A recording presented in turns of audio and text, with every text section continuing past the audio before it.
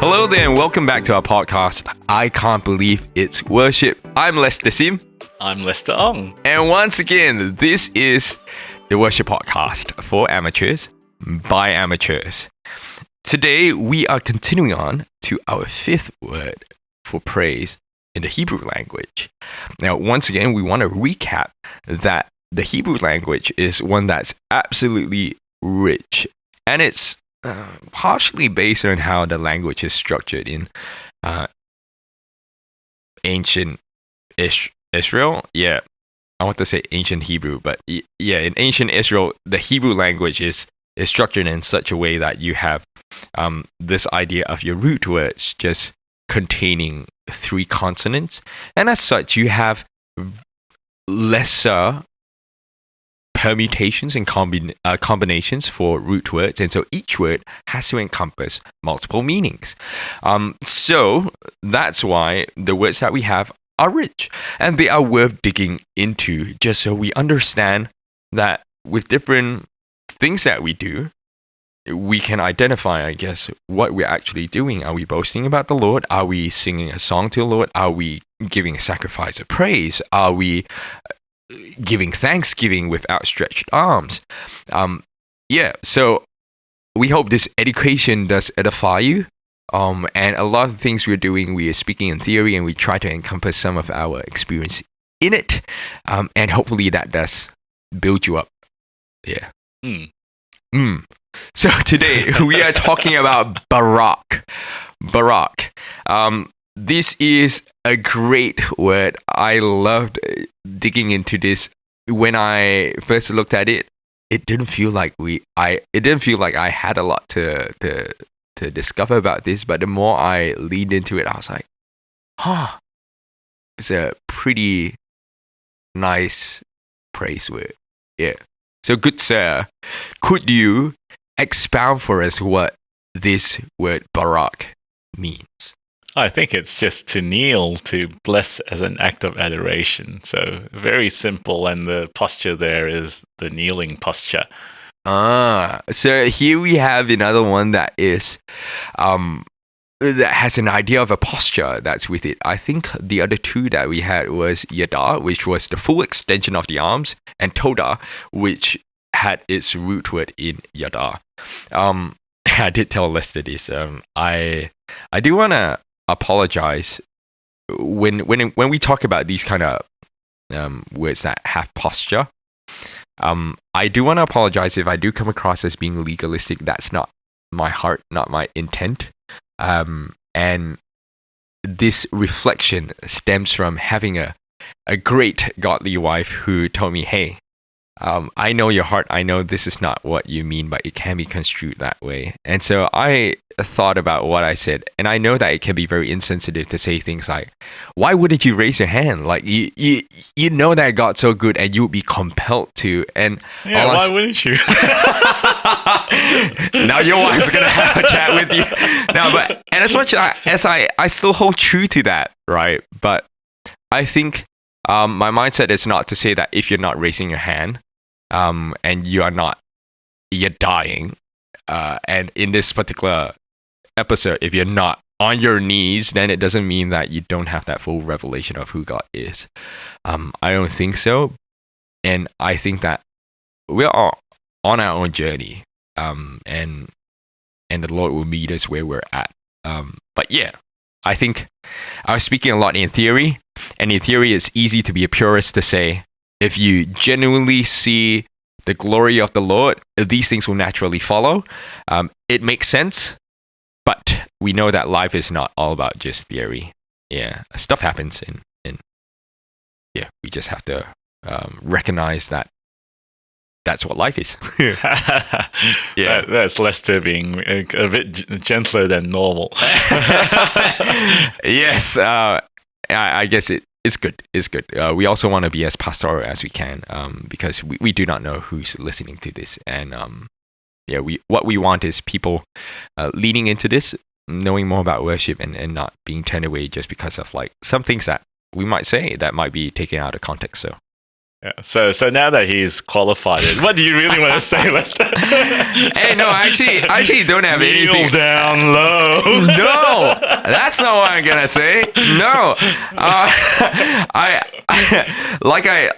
I think maybe to preface this, and no, I'm not gonna make any legalistic statement. But I'm gonna say that this word Barak does have the aspect of kneeling, and it does have the idea of blessing. But what we see in the Bible with the appearances of Barak being used, it's not that every single time when someone blesses something, there is the posture of kneeling. I don't think so. Because we do see, like, for example, Good sir, do you want to talk about the principle of first appearance?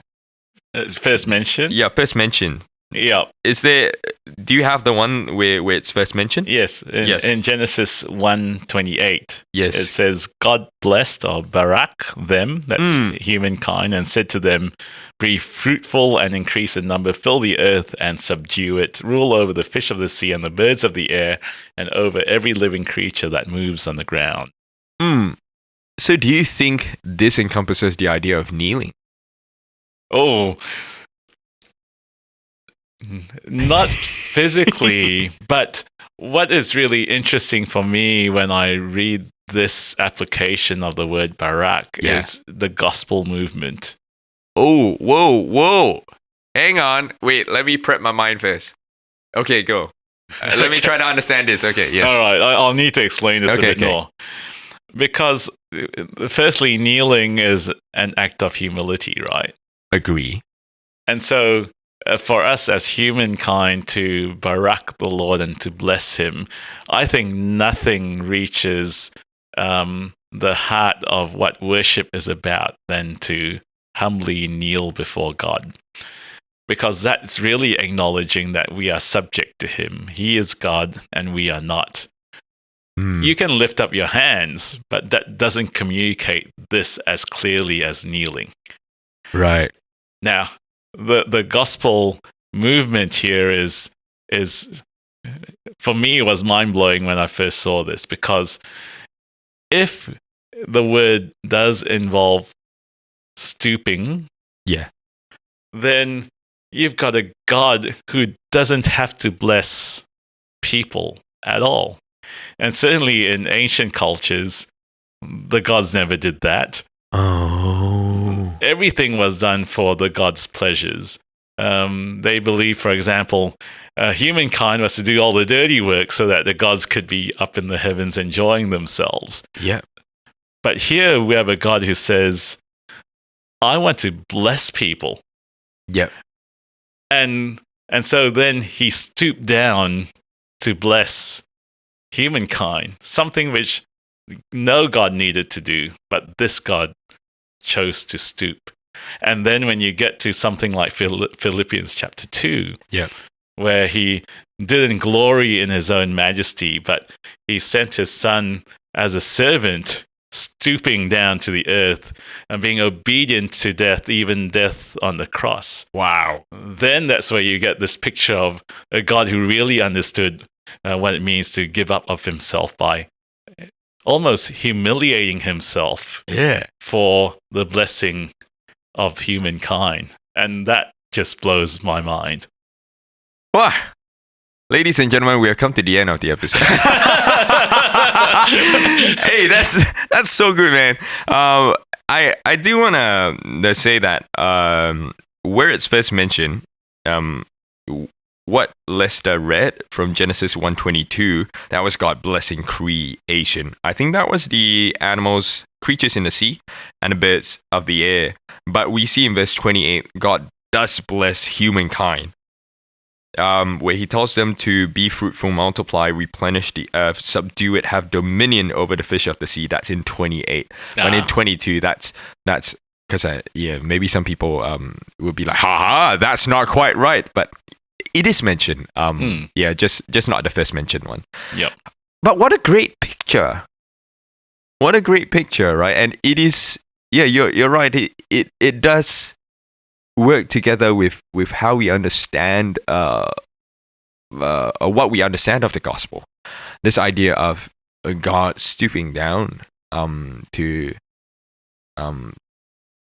our level, if that. Yeah, that is right. Yeah, he did. I don't think there's a more complete picture of worship than this, really. And I know you said all these things about not imposing your views about this on people, but I will be the bad guy here. But I'll say it in a different way. Like, I want to encourage people to do this. Yeah, because sometimes your heart follows your body. Yes, much like your heart follows your singing as well. Yeah, like what we said in Tahila. But yes, moving on. Yeah, and Lester became emo. But yes. But if as a teenager he bowed before the Lord more, he might not have become emo. Hey, which is actually something I did want to talk about. I wasn't comfortable with bowing before the Lord because that just wasn't common practice, like within the youth ministry. And to me, it was always more of those who bowed before the Lord were doing it for show, or maybe they were like, they're just the more holy ones. Probably they were. But yeah, I just wasn't comfortable with it. But I think something broke in me when I grew older and I was like, well, who cares? Yeah. Yeah, and I mean, that's the whole tenor of the scriptural text. Not a lot of things, including evangelism, is meant to be comfortable. I was like, damn it, why does it go therefore and make disciples of all nations as the last thing that Jesus says before he goes up? Why not anything else? but that's the idea, right? We're all called to do things that are uncomfortable, but it's for our good. And I think the idea here is, as uncomfortable as kneeling is, we do need to get comfortable with it because of the significance of what this posture means. Not only it's in the word Barak, but also in the spiritual significance of our actually bowing ourselves before God. Yeah, that should be the posture of our whole lives. Yeah. Can we quickly talk about? And I know we you gave some ideas here, but what is it about the posture of bowing down? What does it mean? Because I feel like there are a lot of things going on when you bow. So, like for me, I think bowing down is a recognition of kingship. Yes. You don't bow before a superior. I mean, maybe in Asian cultures, right? Like you bow, but this idea of kneeling, right? Kneeling on your knees is one that only applies to meeting a king, I guess. Like, yeah, and it's a recognition of subservience. Like, I am under your lordship. Yeah, and it's not, and I know kneeling has a connotation of begging, but I don't think this is what we're talking about. No. Yeah, but I think it could be an intentional thing, like how you recognize that, Lord, you are God and I am not. And so I am physically lowering myself to almost establish a hierarchy visibly. Yes. Right? That you are esteemed and I am not. And I think it could also be not just an intentional thing, but it could be a spontaneous reaction to seeing God's holiness, glory, and presence. Right? We do have examples of people bowing low, face to the ground when they are in the presence of the Lord. Yeah, this is the real charismatic slain in the spirit moment, actually, because in the Bible, when people encounter God or the angel of the Lord, they don't fall backwards. Yes, they fall forward. They fall forward. That's bowing. Yeah. That's being slain in the spirit. That's true. Yeah, and it's an act of volition. It's not because someone waved their hand on you and then you just sort of fell backwards. Oh, we would have a lot of broken noses if people fell forwards. Yes.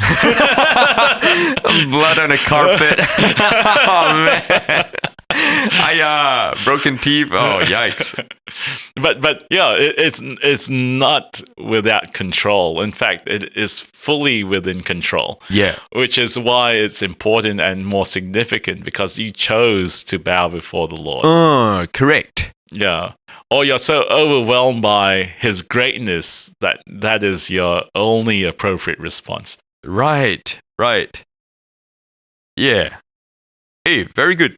Yeah, I actually, like I said, and I think I speak for some people out there as well, that especially within a communal setting when you're in church, sometimes it does take a while for us to overcome this mental kind of hurdle. Because you might think like, well, I'm not really the kind of person to like, to kneel down, to bow. But I think, I don't know, I speak for myself. Like I said, I don't want to come across as being too persuasive. No, I could be persuasive. I don't want to be too legalistic. Yeah, but for me, I think I just overcame this idea, and I was like, actually, why do I care so much about what people think? Yeah. And what I want is my worship. I want my worship to be genuine. And there are times where I recall when I was young, I feel compelled to kneel. But concurrently, in my mind, I'm like, do I kneel now? Do I not? Like, people are looking. Do I kneel? And after a while, it's just like, oh, moments passed. And now I'm like, who cares? You know, and there's such a freedom in that. Yeah. Yeah, so I fully agree that it's something that has to be voluntary and intentional. Slain in the spirit. That's a different thing altogether, I suppose. Yeah, and listeners, you know what kind of background we come from. Like, we both grew up in charismatic churches. Lester loves his charismania, and I definitely have seen the Holy Spirit move in different ways, interesting ways. So this idea of being slain in the spirit is not foreign to us, but it's with what you've just mentioned, right? Maybe the more biblical one is to be face forward, but is that being slain in the spirit? Well, I don't see that phrase "slain in the spirit" anywhere in the scripture. But it's always falling forward. Yeah, which really changes the positions of the catchers in the charismatic church. You should be praying from behind the people that catchers are. In case you don't know what catchers are, they are people who are positioned behind people who are at the altar for prayer, and they are ready to catch people who are going to be in inverted commas, going to be slain in the spirit, so they're ready to catch them just so they don't smash their head against the back of a chair or something. Yeah. But there's something else actually I want to talk about, Barak, which I think is part of the richness that I see in this word. And is this second part of its meaning, which is to bless. How would you say, how is blessing different from every other word that we have thus come across? Oh, that's interesting. I haven't thought about it, but I'm going to... It is different, right? Yes. Okay, I've thought about it. That was actually so fast. Yes. To bless, in one sense, and you can correct me if I'm off track here, but to bless is to give something to someone that they don't have. So I didn't have dinner tonight, but Pearly blessed me with cannelloni and salad. It was tasty. Yeah, that I was blessed. Oh. And yeah, let's say I didn't have money to go on a mission trip, and someone gave me money. I'm blessed. And then I sort of think, well, how do you apply that in this context, right? So we've seen, human beings being, essentially nothing, but God's blessed us. Yeah. Barak. Yeah. And then we are responding to God by blessing Him. So what are we giving God then? And in one sense, praise is something that God can never give Himself. because self-praise is no praise at all. So I can't go around saying I'm the greatest. Yeah, that's quite odious. Yeah. But and so praise being the only thing God can't give himself, that's why we bless him with praise. But I feel like then every other word when we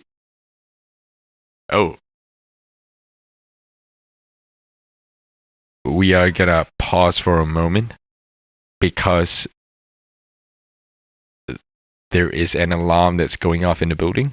We will be back shortly in 3, 2, 1.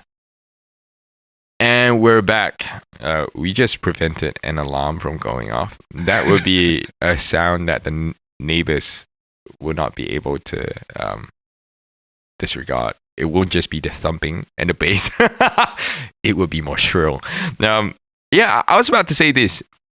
While I agree that praise cannot be something that God gives himself, but then it doesn't set this word apart from the other words, because all the other words talk about praise, boasting in the Lord, giving thanksgiving. And I get it. I agree that those things you cannot give to the Lord. But I think bless has something else. And I'm going to say it. You tell me if it's wrong. So I did some research on what bless means. According to, I think this is Merriam-Webster. Very interesting. Bless is to hallow or to consecrate. So hallow, it was well explained by Dave when he was preaching the other time about the Lord's Prayer. To hallow is to make holy. So when we say, all that is within me, bless your holy name, it means that you are making his name holy. You are setting him apart from everything else. Does that make sense? But he already is. Yes, I know.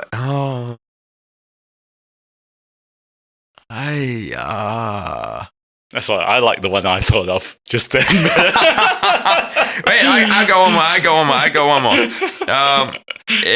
Hang on. It's this. That. Okay, here's an illustration. That praising God is like giving a toast if you're at a banquet. Praising God is like giving a toast. Talking about his greatness. But blessing God is like kneeling before the host in gratitude. While blessing others is like offering them gifts or good words. I don't know. I feel like there is something different. No, I think I encompass everything you said in simpler terms. Okay. Fine. Okay. We will accept that.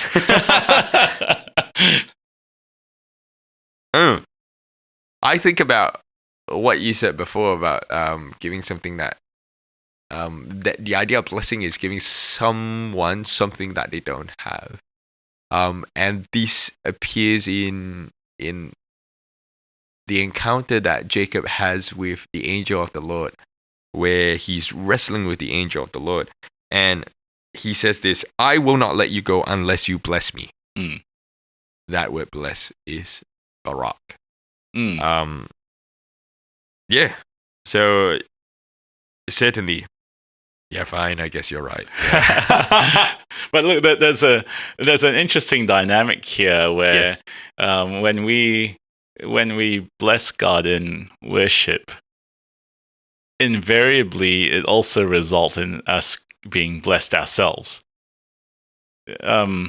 So I don't think I would ever say I've gone into a worship service and I've come out feeling worse and crappier than I was when I first went in. Because there's something about the way we're created to do this, to realize that we are humans and God is God. Yeah. And when we adopt that posture, we actually get into the right alignment, so to speak. Yeah. And then in theory, the world becomes better because of that. Our world becomes better. Our private inner world becomes better because of that alignment. Yeah. And so, in one sense, you could say, and in fact, I heard Tom Ingalls say this once. When we bless God, we give him something that he can't give himself. And then God blesses us back by giving us the things we can't give ourselves. Oh, interesting. And I'm not saying that as a cyclical formula thing that you expect certainly. that to happen, but I do believe that when we come into right worship with God, then we come into right alignment, and we do get blessed because of that. I do get careful with talking about concepts with this idea of the cyclical blessing. Yes. Because I think our human nature is always drawn toward that receiving. Yes. And soon enough, our flesh will conspire to, all right, I'm going to seek out that blessing, and therefore I will endeavor to bless the Lord just so I get that blessing in return. Correct. Yeah, I think that's the how horrid our human nature is. Yeah, we are always going to be self-seeking. Yeah. Yes. But yeah, it is true. The principle is true, I believe. But yeah, that definitely shouldn't be our motivation. Yeah, and that's why I think this is the apex praise word in my opinion. It really encapsulates worship because it's about humility, it's about putting aside the human ego and pride. Yeah. And if we can understand this well, it doesn't matter about our being blessed. Yeah. We know that the what this is calling us to do is to simply recognize God as God, to lower ourselves before him because that's the right relationship. Right. And that's it. Yeah, see, the antidote to pride. And pride is actually what really sets ourselves up against God. That is the prime human condition which actually tries to pull God down. Yeah, when we try to be God ourselves. Yeah. Fully agree. I remember it was a recent worship set that I was thinking of a word to share with the team, and I came upon Psalm 103.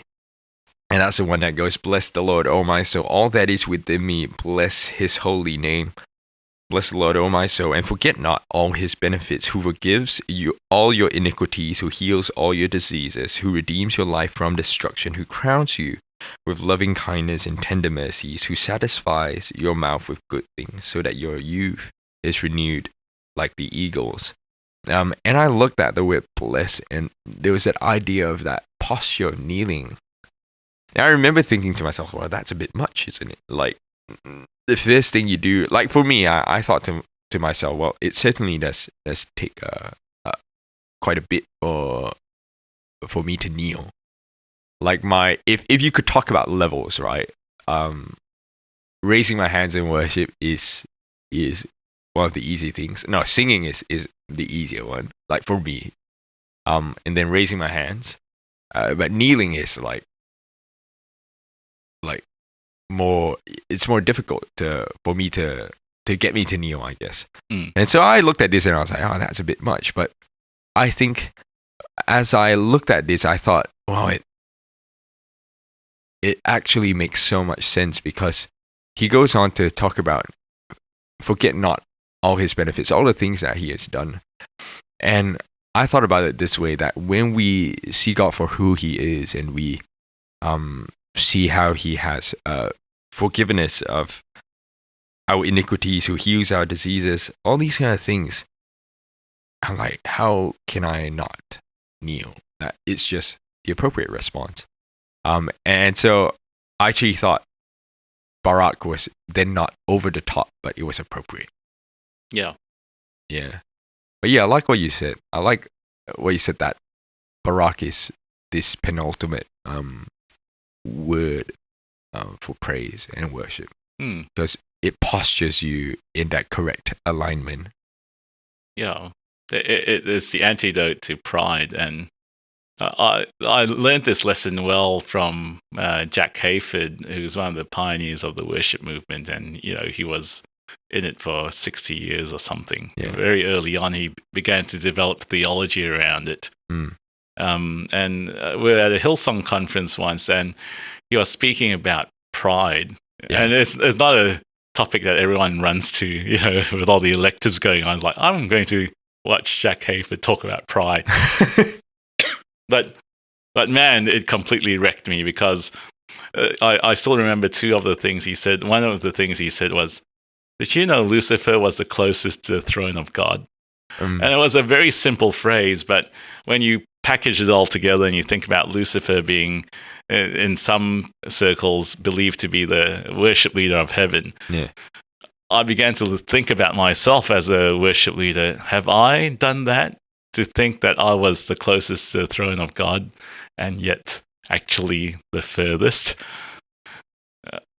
And then, in the midst of all the tears that were streaming down my face, at the end of the message, Jack Hayford knelt down in front of the stage, in front of everyone on the stage, and he said, my prayer every single morning is I kneel before the Lord and I say, God, make me like a little child before you.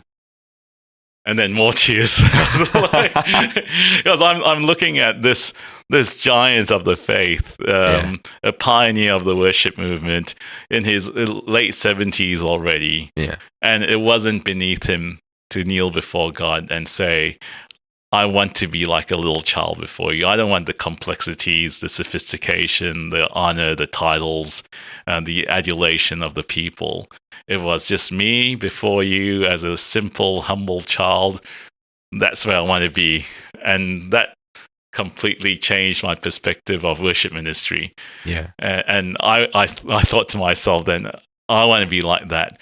If I leave a legacy, it's not because I led the most dynamic worship sets. It's not because I sang the coolest songs, I had the greatest voice, or I knew how to commandeer a team. It was that I could be like a little child before God all the way through to my 80s and 90s.